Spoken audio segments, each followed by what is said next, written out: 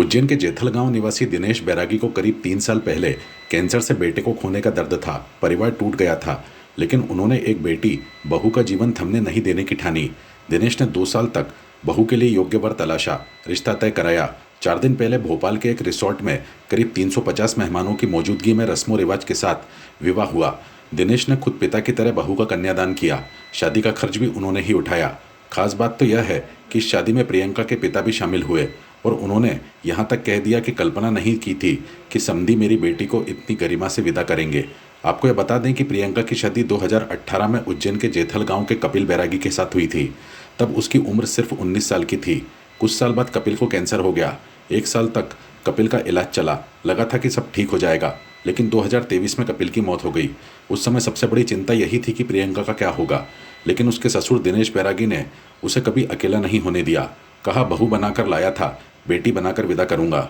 वह बेटी का जीवन थमने नहीं देना चाहते थे, इसलिए योग्य वर तलाशते रहे। विदिशा के अटारी खेड़ा निवासी गोविंद का रिश्ता आया तो दिनेश खुद उनके घर गए। सब कुछ देखकर रिश्ता तय किया। दिनेश बैरागी खंडवा में नौकरी करते हैं। उन्होंने भी इस रिश्ते के सम्मान के साथ स्वीकार किया। ऐसे दिनेश बैरागी ने संवेदनशीलता और मानवता की अनूठी मिसाल पेश की। मैं दिनेश बैरागी जेथल से हूँ। मेरा बेटा, छोटे बेटे की शादी भोपाल में रिश्ता तय हुआ और शादी भी उस समय हमने 2018 में की थी। 3 साल बाद हमारा बेटा कैंसर डिटेक्ट चला गया और उसके बाद में हमारी बहू ने हमारी बहुत सेवा भी की और अच्छी बहू थी हमारी, मतलब कि हमारे को बेटे की कमी नहीं खलने दी कभी।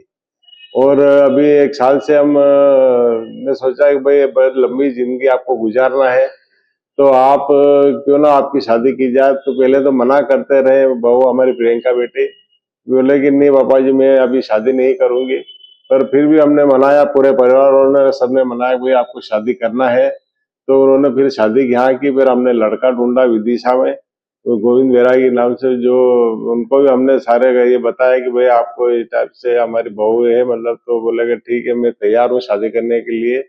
में वो सर्विस वगैरह करते हैं, मतलब परिवार भी अच्छा मिला हमको।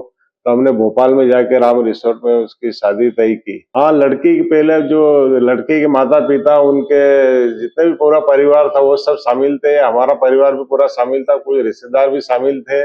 इस बीच में शादी संपन्न हुई बहुत अच्छी तरीके से। हमने उनकी शादी की, पूरा दहेज से लेके तो उनका सारा सामान वगैरह हमने पूरा खर्च उठाया पूरा। और बारात वगैरह का स्वागत किया गया अच्छी तरह से। हमने सब पूरी रस्म रिवाज, रीति रिवाज से ही उसकी शादी संपन्न कराई है। समाज वालों ने बहुत अच्छा संदेश दिया कि भाई आपने बहुत अच्छा काम किया है, ऐसा होना भी चाहिए समाज में। और समाज वालों से मैं भी ये कहना चाहता हूँ कि भाई किसी का भी ऐसा कुछ होता है तो तुरंत ऐसा निर्णय लेके अपनी बहू का विदाई, मतलब करे, मतलब दूसरी शादी के लिए प्रेरित करे। और तो ये अच्छा काम है, मतलब ना कि उसका प्रताड़ना कि भाई आपके आने से हमारा बालक ये हो गया हो या ऐसा कुछ हो गया हो। ऐसा नहीं करना चाहिए कभी भी। बेटी को पालना जरूरी है।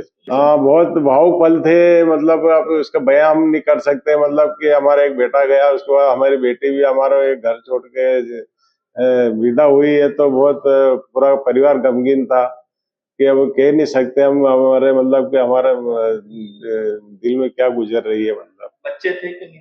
नहीं थे, बच्चे नहीं हो पाए थे।